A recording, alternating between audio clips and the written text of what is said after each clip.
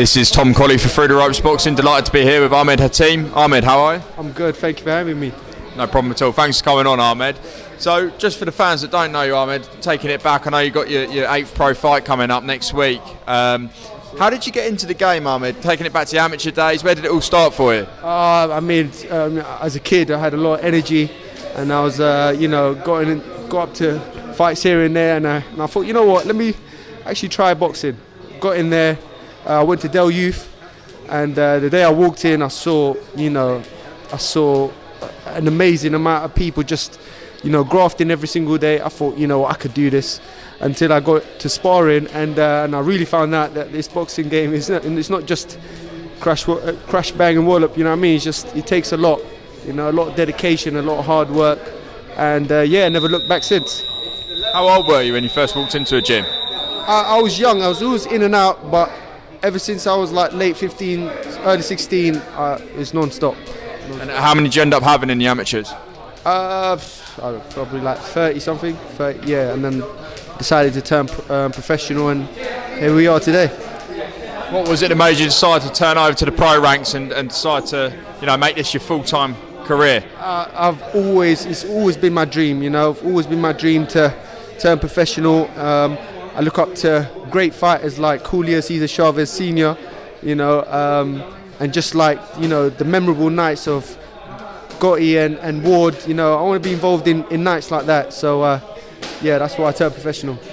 7 fights now, unbeaten. I believe it's the following week after next that you go out for your 8th pro fight. Do you know much about the guy you're fighting? Well, I was meant to fight an unbeaten champion by the name of Rashid Omar.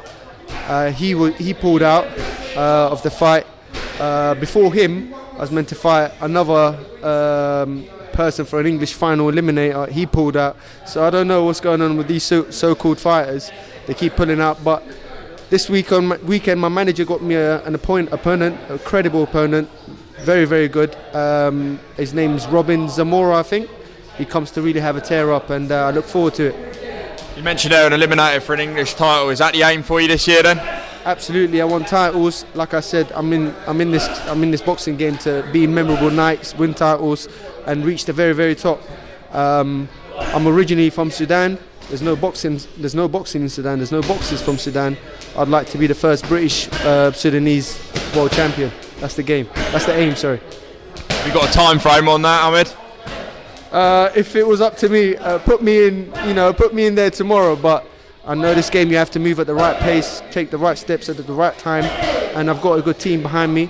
I'm training with the best, Mark Tibbs, and his dad Jimmy Tibbs. I've got a really good management, streetwise management, Nico Mu. So right steps at the right time. You mentioned Julio Cesar Chavez. Who is the one fighter that you look at that you aspire to or look at for inspiration in history? That's him exactly there, Julio Cesar Chavez Sr. I like come forward aggressive fight. I like Gennady Golovkin. I think he might be retired now, but I like come forward aggressive box fighters. That's what I like. Then you're doing some sparring there, and you certainly got a come forward style. Doing some good sparring with Finley James. What's the sparring like in the build up to the fight and the sparring down here at the Origin Gym in Raynham? I mean, it's been amazing. Mark's always pushing us to the absolute best of our ability. I'm grateful for all my sparring partners and gym partners, Finley and everyone, George, everyone that I spar with, and even Joel as well. Look, it's been great. Top class people in here. I can't ask for better.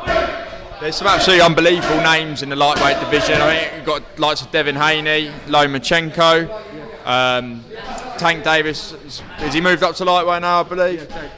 Tank. So some serious names, and they're young guys as well. Only in their mid-20s, so they're probably going to be around for at least the next 5 years. So those are guys that obviously early days, but those are guys you've got your sights set on in the long run. Absolutely. I didn't sign up to boxing to take part. I want to reach the very, very top, and I want to make my name known amongst these great names that you just mentioned now. And just touching on some other fights going on in the boxing world, we've got a long anticipated rematch between Jack Catterall, Josh Taylor. What are your thoughts on that rematch, and what did you make of the first fight as well? It was a bit of a controversial decision. Yeah, I watched the first fight. I believe Catterall got it, but obviously they gave the decision to Taylor.